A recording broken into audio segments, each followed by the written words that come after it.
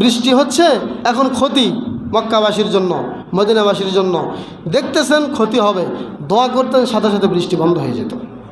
বহুত প্রমাণ আছে এরকম, বহুত হাদিস আমরা খুঁজে পাবো এই সম্পর্কে।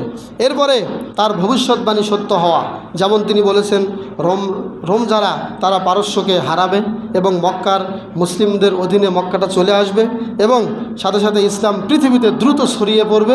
এগুলো ছিল তার ভবিষ্যৎবাণী এবং এগুলো বাস্তবায়ন হয়েছে, বলেন আলহামদুলিল্লাহ। সম্মানিত উপস্থিতি, তো এই ছিল আমাদের আজকে বিশ্বনবীর জীবনের মওজেজা। এই মওজেজাগুলো থেকে আমরা যেটা শিখতে পারি সেটা হলো, এই মওজেজা জানার পরে আমরা কি শুধু বসে থাকলে হবে নাকি তার অনুসরণ করতে হবে? তার অনুসরণ করতে হবে, তার অনুকরণ করতে হবে। সাওবান রাদিয়াল্লাহু তাআলা আনহু তিনি একবার বিশ্বনবীর কাছে বসেছিলেন, একটু বিশ্বনবী দূরে সরে গেলেন, তিনি কান্না শুরু করেছেন। তো একটু পরে বিশ্বনবী 2-4-5 ঘন্টা এসে পরে দেখছেন যে সাওবান কান্না করতেছে।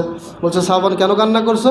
বলছে, ইয়া রাসূলুল্লাহ, আজকে তো আপনি কোথায় আর আমি কোথায়, এই যে একটু সরে গেলেন আমার কাছে খারাপ লাগতেছে, কিন্তু আমার বিশ্বাস কিয়ামতের দিন যদি আমি আপনাকে না পাই তাহলে আমার মতো দুর্ভাগ্য কেউ হবে না।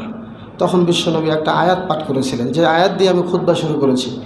ومن يطع الله والرسول فأولئك مع الذين أنعم الله عليهم من النبيين والصديقين والشهداء والصالحين। হে সাওবান, যারা আল্লাহ এবং তার রাসূলের অনুসরণ করবে তারা থাকবে, তাদের হাসর নাসর হবে। আল্লাহ যাদেরকে নিয়ামত দিয়েছেন তারা হলো শহীদ, তারা হলো সিদ্দিক, তারা হলো নবী এবং তারা হলো সালেহ।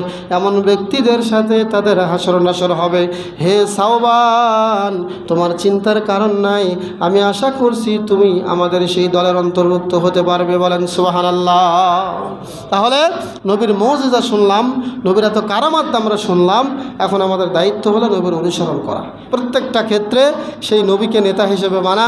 পৃথিবীর একমাত্র নেতাই হচ্ছেন মুহাম্মদ রাসূলুল্লাহ সাল্লাল্লাহু আলাইহি ওয়াসাল্লাম।